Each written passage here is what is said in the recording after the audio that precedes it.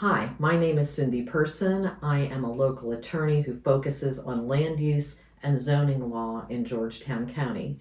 I have been asked to talk to you about the new comprehensive land use plan that was adopted by Georgetown County Council last month and how it will impact the lower Waccamaw Neck.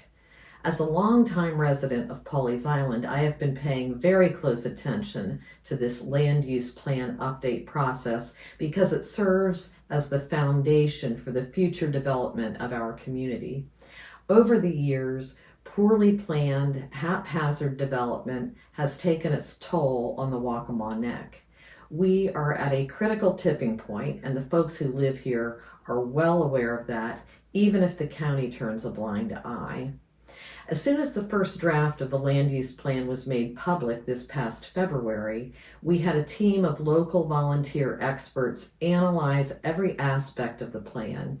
We are very fortunate to have dozens of folks in our community who volunteer their time and expertise as engineers, stormwater experts, land planners, GIS specialists, and much more. These folks are not paid.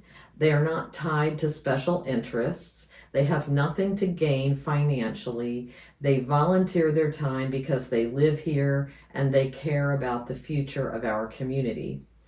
Our team found that the new plan substantially increases residential density on the lower Waccamaw Neck, and I want to show you the facts supporting that conclusion. This is the new land use map for the lower Waccamaw Neck. Our GIS mapping expert reviewed the new map parcel by parcel, compared it to the existing plan, and produced a map showing all the parcels of land that increased density under the new plan. The results were shocking. This is a blank map of the lower neck. And here is all the land that increases residential density under the new plan. The increases are shown in orange and red. The darker the color, the higher the density increase.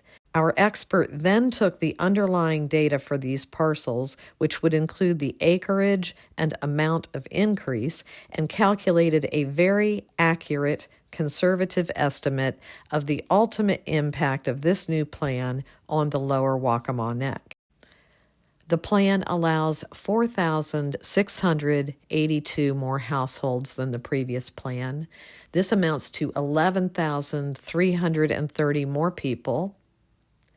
As a point of reference, the current population is 16,131, so this is a more than 50% increase. Our numbers are based on a straightforward calculation of the difference between the maximum density allowed under the new plan versus the maximum density allowed under the previous plan.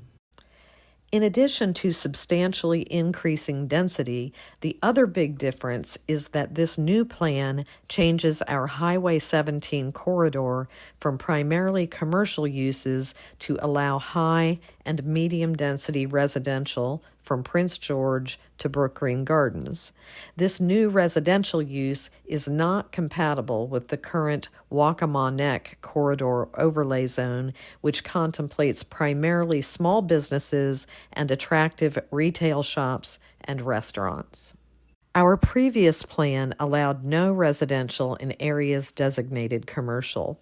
The new plan will now allow up to 6, 8, or 12 residential units per acre along Highway 17, depending on the place type.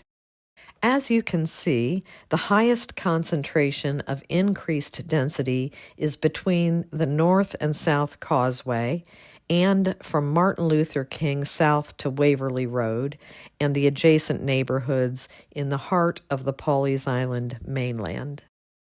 In addition, the new plan provides for 8 high-density hubs located at major intersections along Highway 17.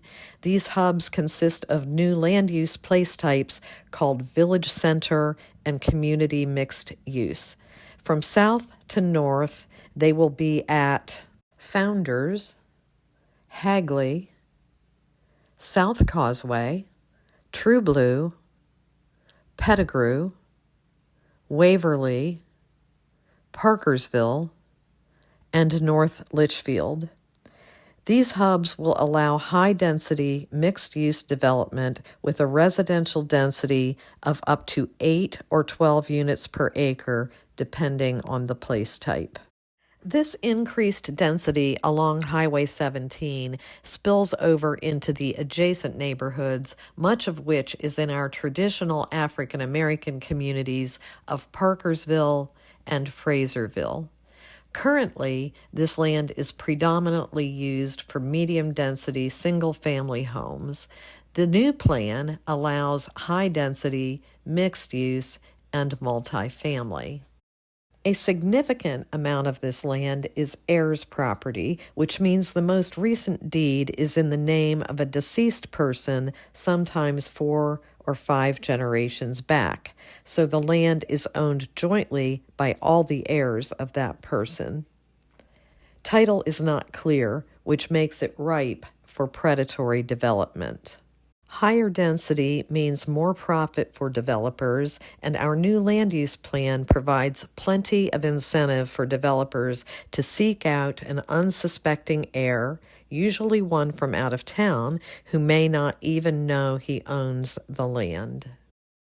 The developer offers to buy the heir's small fractional share.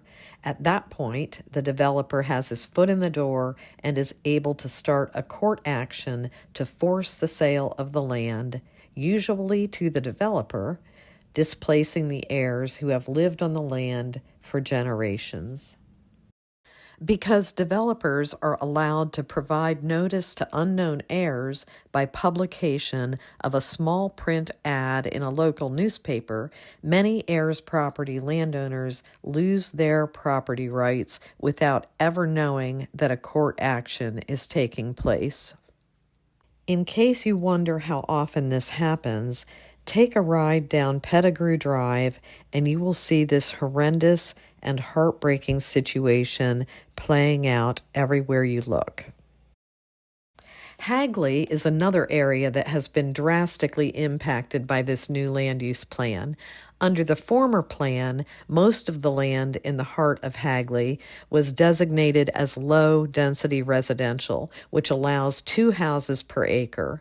Now, most of the heart of Hagley has been changed to neighborhood residential, which allows up to 5 houses per acre. This is more than double the density. The future of our golf courses has also been a major concern for residents of the Lower Neck, as we have watched golf courses in neighboring Horry County being sold for housing developments.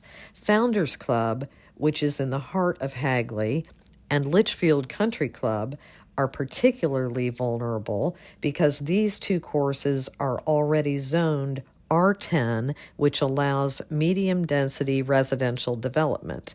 Instead of keeping the private recreational designation from the old land use plan, which did not allow any residential development, the new plan opened the door by a designation that now allows some residential on these 2 golf courses.